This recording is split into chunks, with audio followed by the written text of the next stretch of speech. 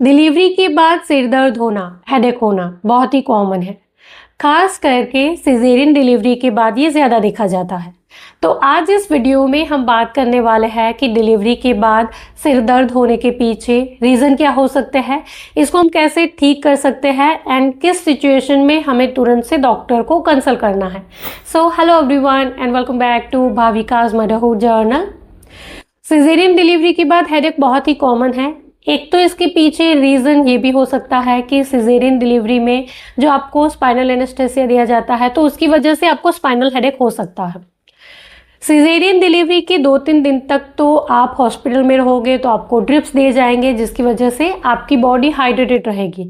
लेकिन इसके बाद जब आप घर जाते हो, एक तो हमारी कंट्री में टेंडेंसी ये भी है कि अगर आप डिलीवरी के बाद पानी ज़्यादा पीते हो तो आपका वज़न बढ़ जाएगा, खास करके आपका पेट फूल जाएगा। ये कंप्लीटली मिथ है, इसको ज़रूर से ब्रेक करना चाहिए। अगर आप पानी अच्छे से नहीं पीते हो तो उसकी वजह से आपको हेडेक हो सकता है, क्योंकि जब आप पानी अच्छे से नहीं पीते हो, क्योंकि आपको ब्लीडिंग भी हो रही है, आप बेबी को ब्रेस्ट मिल्क भी पिला रहे हो, तो आपकी बॉडी डिहाइड्रेट हो सकती है। आपकी बॉडी का जो वाटर बैलेंस होता है वो नेगेटिव की तरफ चला जाएगा, डिहाइड्रेशन होगा, आपको हेडेक होगा, आपकी बॉडी अच्छे से ब्रेस्ट मिल्क भी प्रोड्यूस नहीं कर पाएगी। तो आपको पानी अच्छे से पीना है, दिन भर में 2 से 2.5 लीटर पानी आपको ज़रूर से पीना है।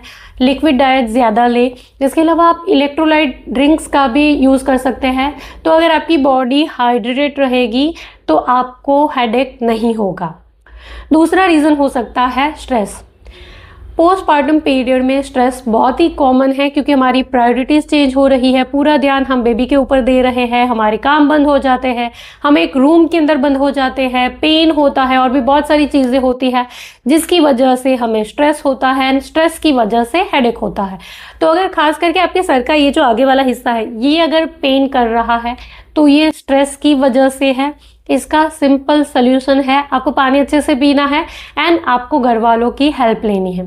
3-4 घंटे के लिए एटलीस्ट बेबी को उनके ऊपर सौंप दीजिए, कुछ टाइम के लिए आराम करें, स्ट्रेस जितना हो सके, जहाँ तक हो सके कम लें, ताकि स्ट्रेस की वजह से आपको बार बार हेडेक ना हो।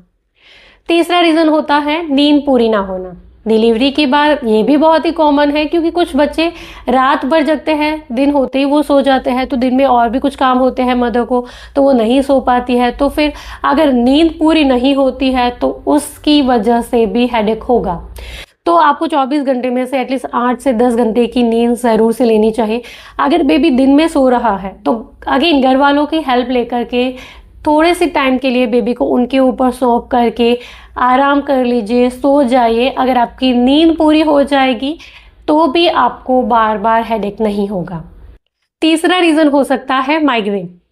कुछ महिलाओं को प्रेगनेंसी से पहले ही माइग्रेन होता है एंड प्रेगनेंसी में या डिलीवरी में ये जो हमारी बॉडी में हार्मोनल चेंजेस होते हैं उसकी वजह से माइग्रेन और स्पाइक हो जाता है, तो हमें माइग्रेन की वजह से भी सर दर्द होता है। तो अगर ऐसा है तो किसी न्यूरोसर्जन से या न्यूरोफिजिशियन से या किसी जनरल फिजिशियन को कंसल्ट करके आपकी जो भी माइग्रेन की दवाइयाँ होती है वो आप टाइम से लें। बहुत सारे मेडिसिन ब्रेस्ट फीडिंग टाइम में भी सेफ होती है, तो आपकी जो भी माइग्रेन की दवाइयाँ है उसको अपग्रेड करा ले, या आप डॉक्टर को कंसल्ट करके डिस्कस कर ले कि वो आप ले सकते हैं या नहीं। तो माइग्रेन अगर है तो उसकी दवाई आप टाइम से लें ताकि आप उसको ट्रीट कर सकें। चौथा रीज़न हो सकता है हाई बीपी। कुछ महिलाओं को प्रेगनेंसी से पहले ही हाई ब्लड प्रेशर की परेशानी होती है, कुछ महिलाओं को प्रेगनेंसी के दौरान, डिलीवरी के बाद ये और ज़्यादा बढ़ जाती है। तो अगर ऐसा है तो इसकी वजह से भी आपको हेडेक हो सकता है। जैसे आपको ऐसे फील होगा कि आपको सडन हेडेक हुआ, एकदम से आपका बीपी बढ़ेगा तो आपको हेडेक भी बढ़ेगा। आपको ऐसे फील होगा कि कोई सर में हथौड़े मार रहा है, फिर आपने कुछ भी नहीं किया फिर भी वो ऑटोमेटिकली ठीक हो गया। अगर ऐसा हो रहा है, बार बार हो रहा है, तो ये हाई बीपी की वजह से है। आपको डॉक्टर को कंसल्ट करना है, इसको इग्नोर बिल्कुल भी नहीं करना है, क्योंकि ये और बीमारियों का भी इंडिकेशन हो सकता है। जैसे ब्रेन हेमरेज, ये और बीमारियों का इंडिकेशन ही ये हेडेक होता है, तो इसको इग्नोर बिल्कुल भी नहीं करना है। हाई बीपी की परेशानी है तो टाइम से बीपी की मेडिसिन लेनी है, बीपी मॉनिटर करते रहना है, हर 4 से 5 घंटे में आपको बीपी मॉनिटर करते रहना है, बीपी कंट्रोल करना है, तो आपको हेडेक की परेशानी परेशानी नहीं होगी। इन शॉर्ट, अगर आपको डिलीवरी के बाद हेडेक हो रहा है तो आपको पानी अच्छे से पीना है, स्ट्रेस नहीं लेना है, नींद पूरी करनी है, माइग्रेन की दवाइयाँ, बीपी की दवाइयाँ टाइम से लेनी है। इसके अलावा 1 कप कॉफ़ी भी आपके लिए हेल्पफुल हो सकता है। तो दिन भर में 1 से 2 कप कॉफ़ी, कैफीन आप आराम से ले सकते हैं, इससे भी आपको आराम मिलेगा।